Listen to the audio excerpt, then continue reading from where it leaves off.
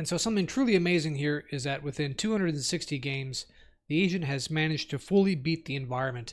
I don't recall ever seeing this on, say, deep Q-learning or the double Q-learning variant. It always took something like 400 or 500 games. So Dueling double deep Q-learning really is probably the fastest learning algorithm in deep Q-learning that I've ever seen. In today's video, you are going to learn how to code a Dueling double deep Q-learning agent in Tensorflow 2, starting from scratch with no prior experience. We're going to test our agent in the OpenAI Gym using the Lunar Lander environment. Let's get started.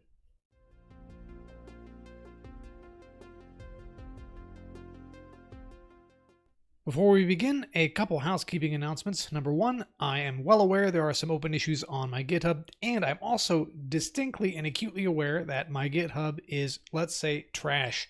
So I'm in the process of revamping this to make it clearer to you and even to me, because I do get a bit confused when looking for files on my GitHub. So I'm going to be revamping it, reorganizing it, making it cleaner for everybody's use. Second, both my Udemy courses are on sale right now on deep Q-learning and after Critic methods. If that's something that interests you, check the link in the description. All right, let's go ahead and get started coding our agent. So again, we are using TensorFlow 2. So our imports are going to be relatively light. We will need the base TensorFlow package. We will need Keras, of course. We will need our optimizer.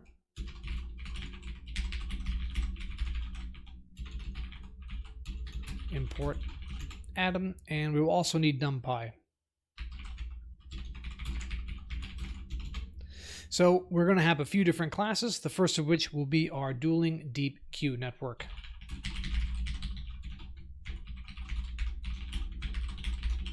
And as of TensorFlow 2, the new idiom is to derive all of our network classes from the keras.module class, or excuse me, .model, very similar to how we do in PyTorch, deriving things from nn.module.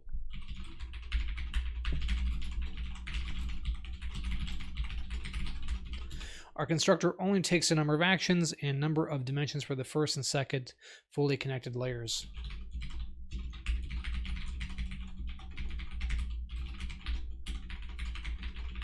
We want to call our superconstructor and then set about building out our network architecture.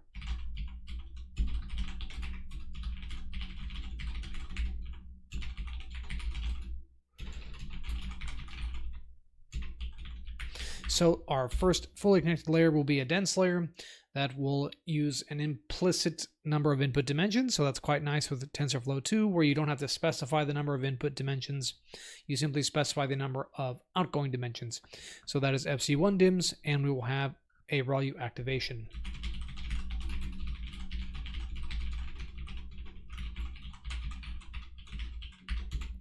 And similarly for the second dense layer, we don't have to specify inputs, just that it outputs FC2 dims and has a ReLU activation.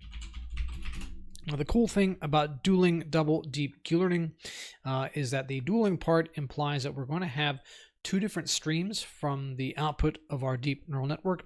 The first is the value stream that tells us the value of the current state, and the second is the advantage stream that tells you what relative advantage each action confers given you are in some state or a set of states. So that implies that we need two different outputs, and the first is our value function. And this is single valued, so for each state or set of states, we only have a single value, and that gets no activation. And then we need our advantage layer. Again, that is dense. And we want to output an actions number of neurons. So we want to get the value of each action given some set of input states. And that, again, takes no has no activation. I'm checking for typos here. So next, we're going to need a couple different functions to do the feed forward. So the reason being that when we call our learn function, we have to perform a transformation on Q and on V and A to get our Q, the Q value for the particular set of states. And when we choose actions, we don't really care about the value. We just care about the relative advantage each action confers, because we're just trying to select an action. So we need two separate functions here, and I'm going to call one of them call, so that way we can use the name of the object to call the this particular function. and that will simply take a state or set of states as input, and we're going to go ahead and pass that through our neural network.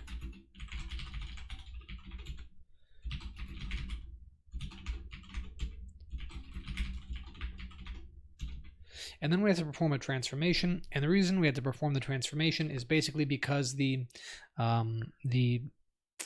function isn't single valued, so you can add or subtract any constant to it and get a non-identifiable function. They go into great detail about this in the paper, but suffice it to say, you have to do a mathematical transformation because reasons.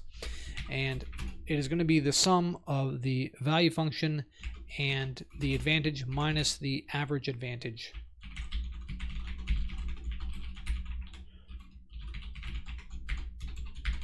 And to make the dimensionality work out, we have to set keep dims to true, and we want to do the reduce mean across the actions, so the average value of the actions given some state or set of states. So we want to average over the action dimension instead of the batch dimension, and then we just return Q. And then we have a much simpler function called advantage, and that again takes the state as input, and here we're just going to compute the feed forward and return the advantage.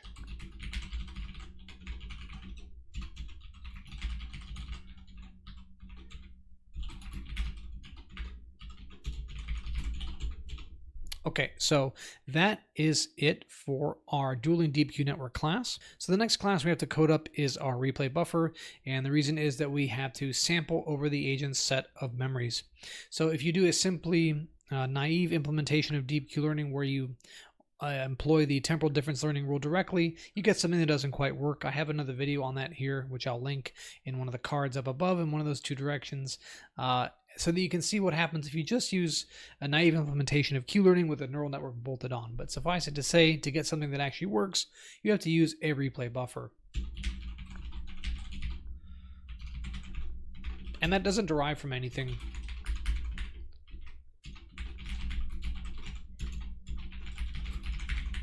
And our constructor takes a number of parameters, a max size for the memory because you can't keep storing memories unbounded, as well as an input shape that will really basically be the shape of the observations from the environment.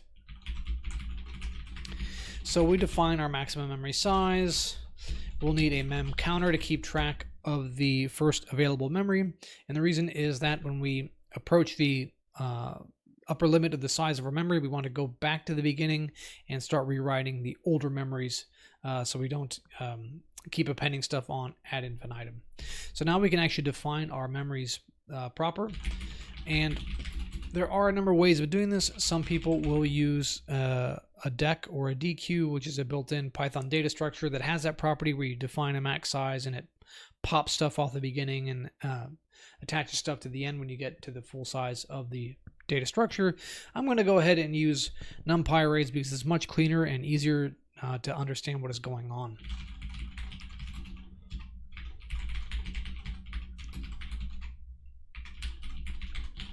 So the first thing we want to keep track of is our state memory, and that will have shape memory size by input shape. So the star input shape idiom means that it's going to expect a list or a tuple, and it's going to unpack that.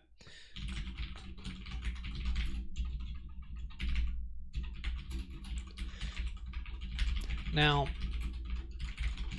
the other thing we need is a memory of the new states the agent encounters.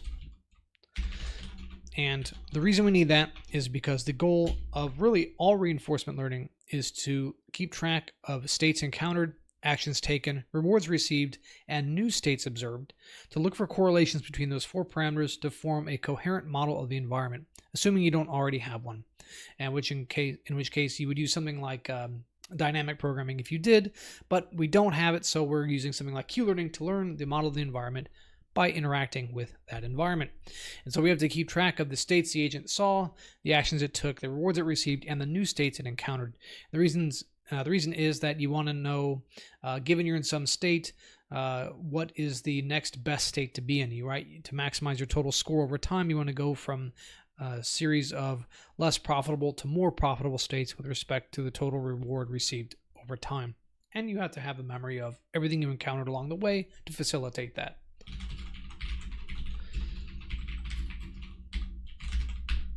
And our action memory is just going to be an array of mem size data type int32. We need a reward memory.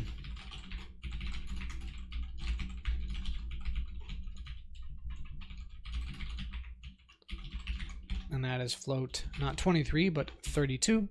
And we also need a terminal memory. What this is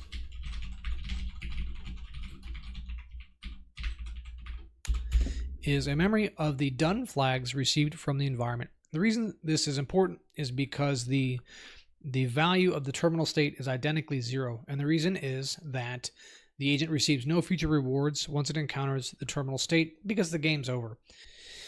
So that is it for our constructor. Next, we need a function to store a tuple in our agent's memory. And so the first thing we want to know is what is the position of the first unoccupied memory. And that is the modulus of memory counter with mem size. And so when memory counter becomes larger than mem size, it's just going to wrap around, right? It doesn't become larger than memory size. So then we can simply address each of our arrays and set the index value to whatever we pass in.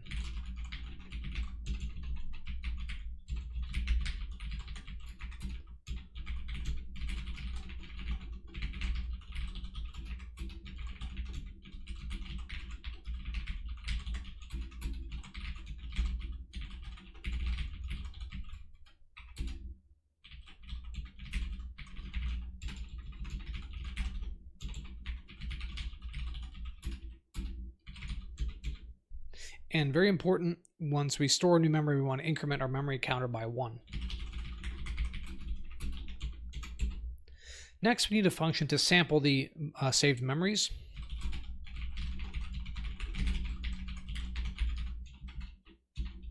And that will take a batch size as input.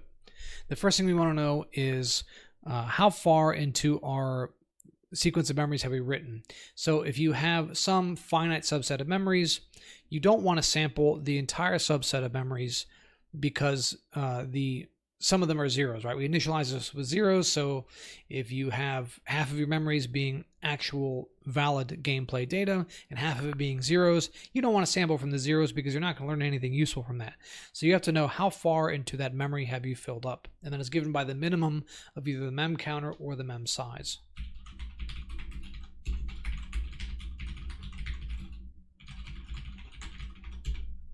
And then you go ahead and get a batch.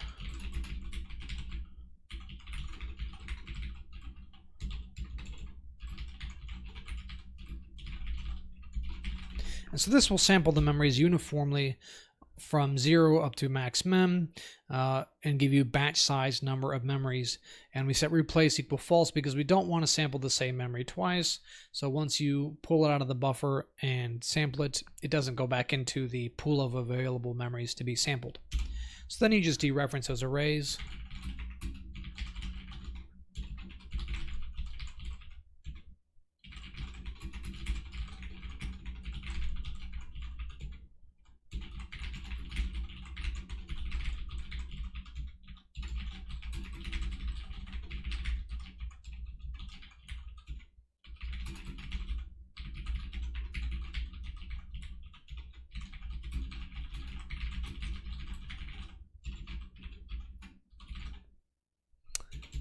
All right, and that wraps up the the buffer class.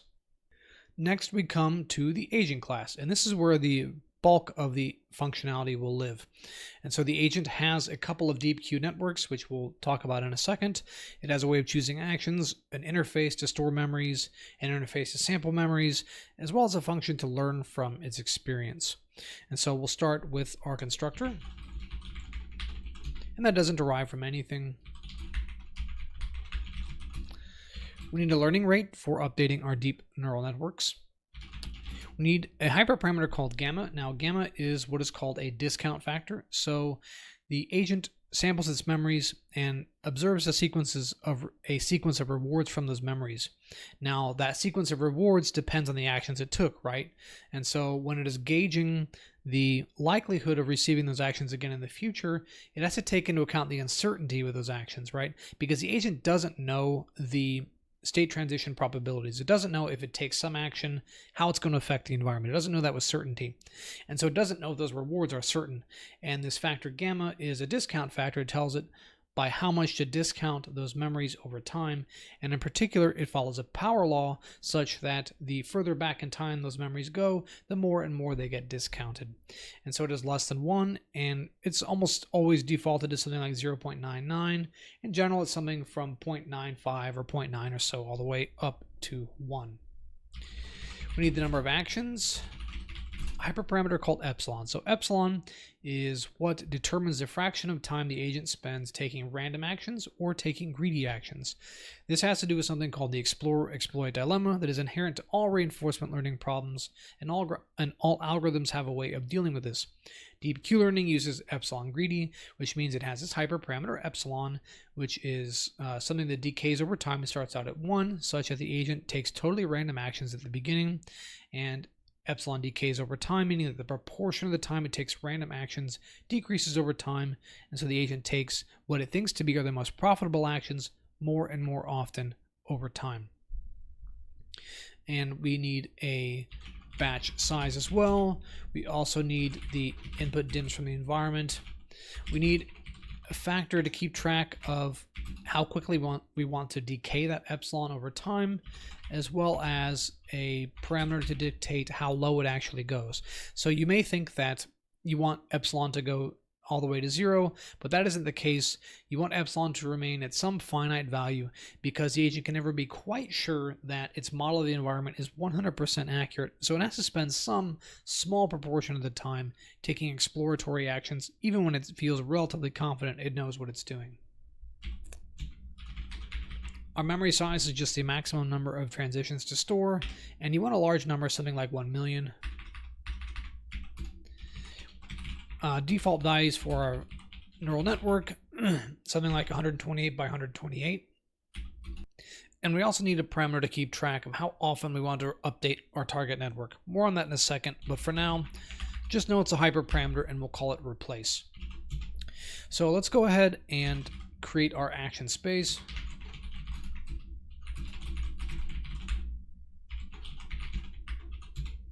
So the action space is the set of available actions to the agent. And so in this case, it's a set of integers from 0 to n actions minus 1. For the lunar lander environment, it's just 4 actions. It can do nothing. You can fire left thruster, right thruster, or the downward thruster. So there's 4 total actions. And you want to be able to select those at random for that epsilon greedy action selection. And the easiest way to do that is to instantiate a list called action space.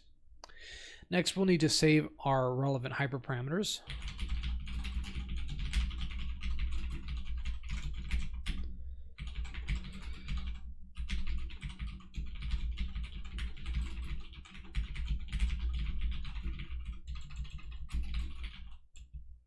It would be also very helpful if I could learn how to type someday.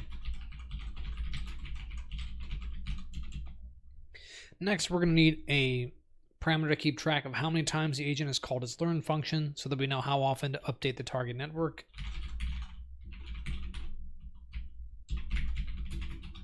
We will need a memory.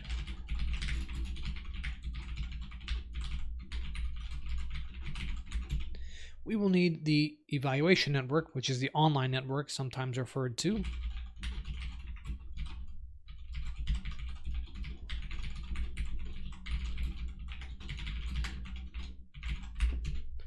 And we will also need the target network.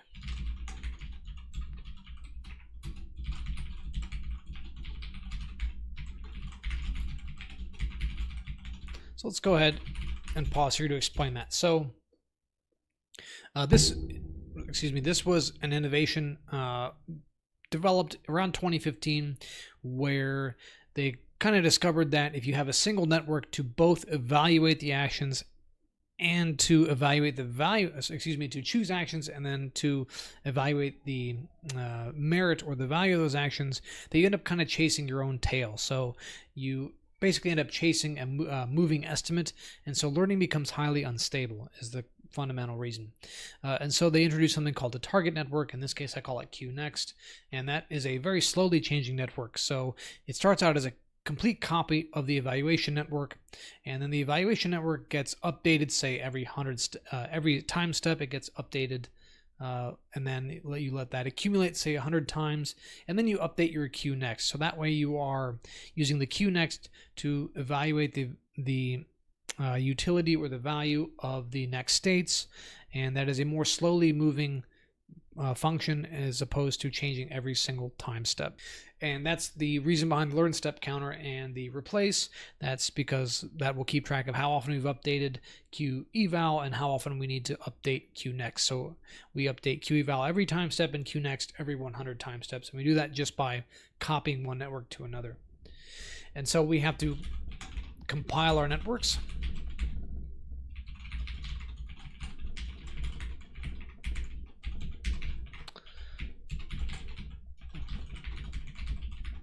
And we will use a mean squared error. And the compilation of the next network is kind of a formality because we're not going to be performing gradient descent on this neural network. Remember, we're just going to be copying parameters from the eval network to the next network. And we want to use a mean squared error because we want to gradually shift the agent's estimate of the action value function, the Q, to the true value, which is dictated by the rewards it receives. Next, we need a function to store transitions in the memory.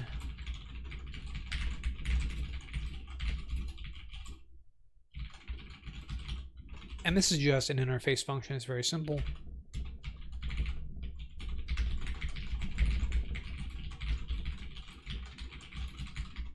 And it's just kind of a consequence of using object-oriented programming. Next, we need a function to choose an action. And that does so based on the current state of the environment. And so here's where we deal with the explore-exploit dilemma. So we want to calculate a random number and compare it to the epsilon. If it's less than epsilon, we want to take a random action. If it's greater than or equal to epsilon, we want to take the best possible action given that state.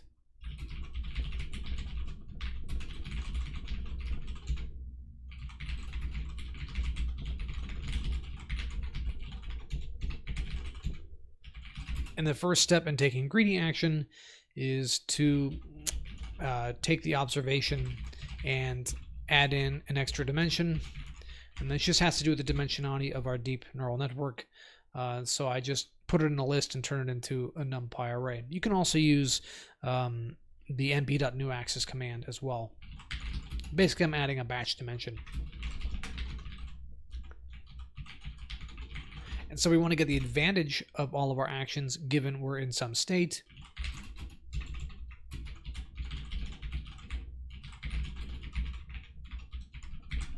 And go ahead and compute the argmax and get the array out of it using the .numpy function. And it returns an array, so you want the 0th element because you want to return an integer. So regardless of how you select your action, you have to return it. Very important. So next we come to the heart of the problem, the agent's learning function. And right away we run into a bit of a dilemma. And that dilemma is this. So we have some batch size of memories that we're going to sample, say 32, 64, whatever. The way temporal difference learning works is that you call the learning function at each time step. And so the very first time step of the simulation, we haven't filled up the agent's memory. And so what do? Do we sample that memory once and then try to update our deep neural network based on that? No, it doesn't make a whole lot of sense, does it? So what we're going to do is say that if we haven't filled up at least batch size memories, then we're going to go ahead and kick back to the main loop.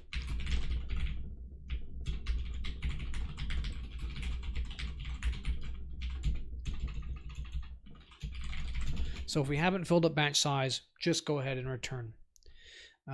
Next thing we want to know is, have we hit the learn step counter and integer divisor of the replace interval. So is it time to update the weights of our evaluation, of our next network? So if self.learn step counter modulus self.replace equals 0, is it time to update our target network?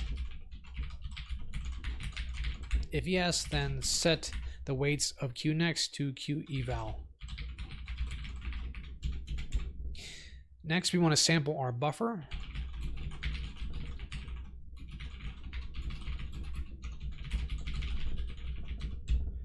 Memory.sample buffer self.batch size. So now we have sampled our agent's memory. Now we can go ahead and start feeding stuff through our deep neural network. So we need the value of the current states according to the evaluation network. We need the value of the next states according to the target network. And we also need the maximal actions for the resulting states according to the online network. And that is because we're using the double deep Q-learning rule. Remember, this is dueling double deep Q-learning. So there's dueling deep Q-learning and dueling double deep Q-learning. Brief digression here. The difference is that double Q-learning in the tabular case, meaning when we don't use neural networks but we use tables to keep track of the values of states and actions, double Q-learning uses the value of one Q table to update the value of another, basically. And the reason it does this is because of an inherent issue with Q-learning, the Q-learning algorithm itself.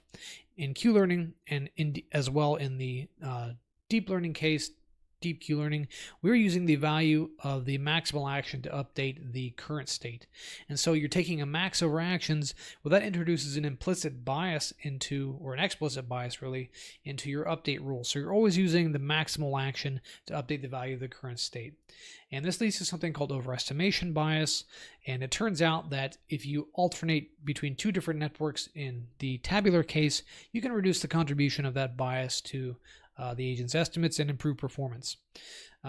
The double deep Q-learning variant, since we're not using tables, doesn't keep track of a second network. Rather, it uses the agent's evaluation of the next states according to the online current network. So it's kind of a deep analog of double Q-learning. I can link my video on double Q-learning here so that you can see how that works. But these are the parameters that we need. We need Q, what I call QPred, that is the value of the current states determined by the evaluation network. We need QNext, and that is the value of the next states according to the target network. And then because of the way that we have to do our updates, we need an intermediate value called QTarget. And that is going to be qpred.numpy. We're going to convert it to a numpy tensor. Now, I'm going to put in a comment here. Reason being is some astute observers will realize that I'm maybe changing. Actually, I'm not sure if I say .numpy, if this is by reference or by value. But I'm going to put in this comment here because the astute amongst you may argue that what I'm doing is going to change the value of QPred, but it doesn't really matter, as you'll see when we do the actual training. Doesn't matter because we are passing states to the train function anyway. So it doesn't really matter. I'm doing it that way because it works. So next we need our maximal actions according to the evaluation network. Math.argmax self.qeval states underscore, so that's for the new states. Axis equals 1. And then kind of a kludgy solution. My solution here. So I'm going to go ahead and use a for loop, kind of ugly. So we want to iterate over the done array and say qtarget idx actions sub idx rewards idx plus gamma times q next idx max actions idx times 1 minus int duns idx. Do I have enough? Yes. Let's take off one. Okay, so what I'm doing here is I'm saying, so QTarget is a copy of QPredicted. So it is effectively the values of the current states according to the online network. So I'm saying iterate through that array and say for each state, for the action the agent actually took, let's update the values of that array.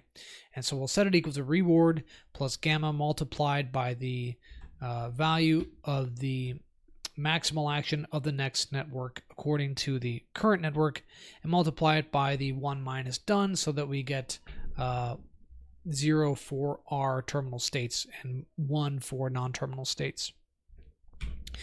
So this is effectively our update rule, and the reason we do it this way is because we have to pass the states through the neural network again, and then the output of that will be compared to this target value, right? So we have to say self.qeval.train on batch states qtarget. So remember that we have a mean squared error, so it will pass these states through the network and compute the output, which is going to be the Q function, so one value for each action for each state, and it will subtract off the QTarget and take the mean squared error.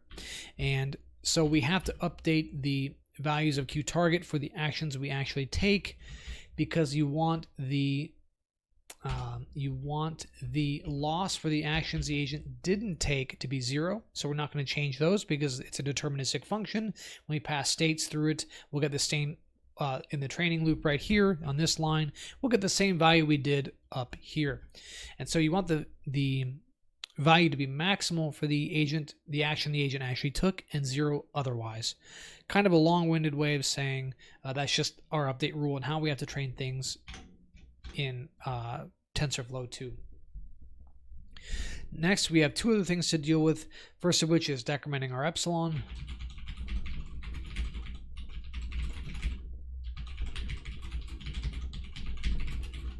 Greater than L self.epsmin. So it'll just subtract off the value of epsilon decrement if it is greater than epsilon min. Otherwise, just set it to epsilon min. And I'm thinking I may have lost a Q next. Yeah, I'm missing a... Am I missing a parenthesis here? I feel like I am, but perhaps not. Okay, so the final thing we have to take care of is the learn step counter. So we've executed the learning loop one more time. So we just say self.learn step counter plus equals 1. And so that is it for our agent functionality. Now we can code up our main loop and see how it does. Yeah, I do have an invalid syntax. So self.epsilon, self minus if self.epsilon greater than, yeah, I have a feeling I forgot that. All right. Delete. There we go. So let's go ahead and code our main loop.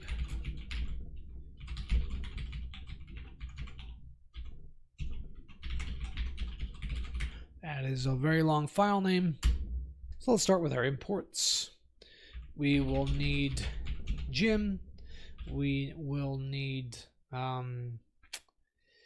what else? We'll need numpy from dueling ddqn keras import agent from utils import plot learning. So this plot learning function is something in my GitHub. Just do a git clone. Don't worry about it. It's just a plotting function just to make the output look nice. I'm not going to go over it because it's kind of trivial. And again, I'll be updating my GitHub because I'm fully aware it's pretty hard to navigate. It's hard for me to navigate as the YouTube channel has grown, as the content has grown, the complexity of the GitHub has grown, so I have to fix that. So let's go ahead and code up our main function. First thing I want to do is make our environment. Lander v2, our agent. Let's just call it agent 3 zeros and a 5, so 5 by 10 to the minus 4. Gamma of 0.99. 4 actions. Starting epsilon of 1. A batch size of 64. And we have input dims of 8 from our environment. Now, it only is going to take a handful of games to learn, so we'll just set endgames to 500. We'll set scores for the plotting to that. Epsilon history to keep track of the epsilons over time. The reason I do that is so that we can plot epsilon and see how the agent's reward varies as a function of decreasing epsilon. Now we can go ahead and play our games. At the top of every game, you want to reset your done flag, your score, and your environment.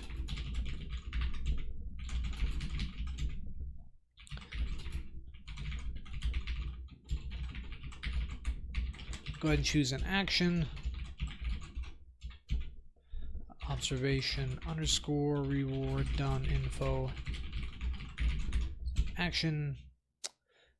Score plus equals reward. Agent store transition. Observation. Action that will break. Reward. Observation. Good grief. Done. Stick that on the next line. And very important, you want to set the current state of the environment to the new state because we've taken an action, and then call the learn function. Let's append the agent epsilon, scores dot append score. And let's go ahead and calculate an average. So this just lets us know if the agent is learning over time. Scores minus 100, so the last 100 games or so.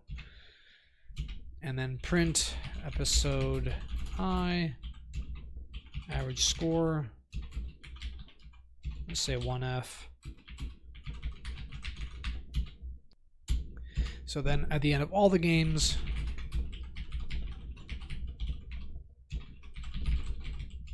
let's go ahead and make a file name and save our plot.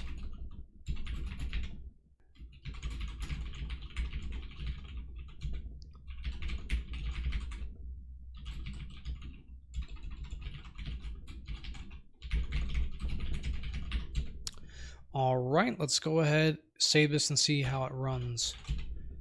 See how many typos I made. Python main. No. Gears. Okay, and the reason is A, I misspelled it, and B, I called it TF2 here instead of Keros. Okay. So it looks like it is executing.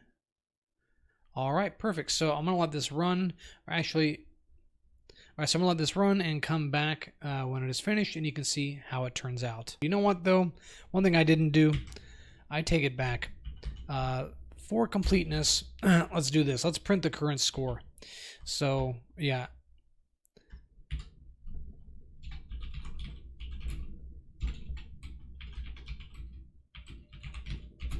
And then do the average score. All right, let's try that. Let's try it again.